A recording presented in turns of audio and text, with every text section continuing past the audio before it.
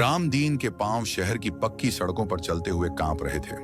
कंधों पर एक पुराना मटमैला सा कपड़े का झोला लटका था, जिसे उन्होंने बड़ी हिफाजत से पकड़ रखा था। आंखों में मोतियाबिंद की हल्की सफेदी थी, लेकिन उन धुंधली आंखों में एक चमक थी, अपने बेटे आकाश से मिलने की चमक। आकाश अब शहर का बड़ा आदमी बन चुका था, एक बड़े बंगले का मालिक। जब रामदीन बंगले के आलीशान गेट पर पहुंचे तो दरबान ने उन्हें ऊपर से नीचे तक देखा और झिड़कते हुए कहा, ए बुढ़े, कहां गुस्सा चला आ रहा है? ये कोई खैरात बंटने की जगह नहीं है। रामदीन ने हाथ जोड़कर कहा, बेटा मैं आकाश का बाबूजी हूं, गांव से आया हूं। तभी गेट खुला और एक चमचमाती गाड़ी बाहर निकली। गाड़ी के पीछे वाली सीट पर आकाश बैठा था, साथ में उसके सूट बूट पहने बिजनेस पार्टनर भी थे। रामदीन की आंखें भर आईं। उन्होंने कांपते हाथों से गाड़ी की तरफ इशारा किया, आकाश बेटा। गाड़ी रुक गई। आकाश बाहर निकला। उसके चेहरे पर खुशी नहीं, बल्कि एक घबराहट और शर्मिंदगी थी। उसके अमीर दोस्त पूछने लगे, आकाश, ये बुजुर्ग कौन है? क्या तुम्हारे रिश्तेदार हैं? आकाश ने एक पल अपने पिता के फटे हुए जूतों और उस गंदे झोले को देखा। उसका अहंकार उसके खून के रिश्तों पर भारी पड़ गया। वह रूखे स्वर में बोला, नहीं नहीं, ये हमारे गांव के एक पुराने नौकर हैं।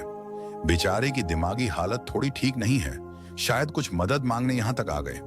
रामदीन के कानों में ये शब्द किसी पिघले हुए शीशे की तरह उतरे। जिस बेटे को पालने के लिए उन्होंने आधी जिंदगी भूखे पेट काट दी, आज उसी ने उन्हें एक पागल नौकर करार दे दिया। रामदीन ने कुछ नहीं कहा।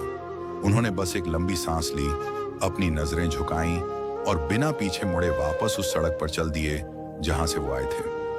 चलते चलते वो अपना झोला गेट के पास एक कोने में छोड़ गए। रात को जब पार्टी खत्म हुई तो आकाश की नजर उस कोने में पड़े झोले पर पड़ी। उसने गुस्से में उसे उठाया और कचरे में फेंकने ही वाला था कि झोले के अंदर से एक पुरानी तस्वीर नीचे गिर गई। आकाश रुका। उसने झोला खोला। अंदर कोई कीमती सामान नहीं था। उसमें थी आकाश की बचपन की वो पहली टूटी हुई चप्पल, जिसे रामदीन ने संभाल कर रखा था। उसमें थी उसकी 10वीं की मार्कशीट, जिस पर पिता के पसीने की बू आ रही थी। और सबसे नीचे था एक छोटा सा कागज, जिसमें 500 रुपए के कुछ मुड़े तुड़े नोट थे और एक टूटी फूटी लिखावट वाली चिट्ठी।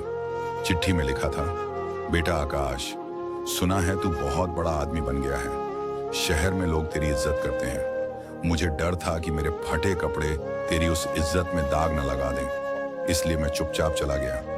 ये 500 रुपये रख लेना, अपनी बहू के लिए कुछ ले लेना। गांव की जमीन बेचकर जो थोड़े पैसे बचे थे वही लेकर आया था। खुश रह मेरे लाल। आकाश के हाथ कांपने लगे। कलेजा मुंह को आ गया। वह बदहवास होकर सड़क पर भागा। बाबूजी, बाबूजी! चिल्लाते हुए उसने पूरा बस स्टैंड छान मारा। पूरी रात स्टेशन पर पागलों की तरह ढूंढता रहा, लेकिन रामदीन कहीं नहीं मिले। अगली सुबह जब सूरज की पहली किरण आकाश के चेहरे पर पड़ी तो वह उसी पुराने झोले को सीने से लगाकर फुटपाथ पर बैठा रो रहा था। आज उसके पास आलीशान बंगला था, बड़ी गाड़ी थी और करोड़ों का बिजनेस था, लेकिन जो दौलत उस फटे हुए झोले में थी, उसे वह हमेशा के लिए खो चुका था।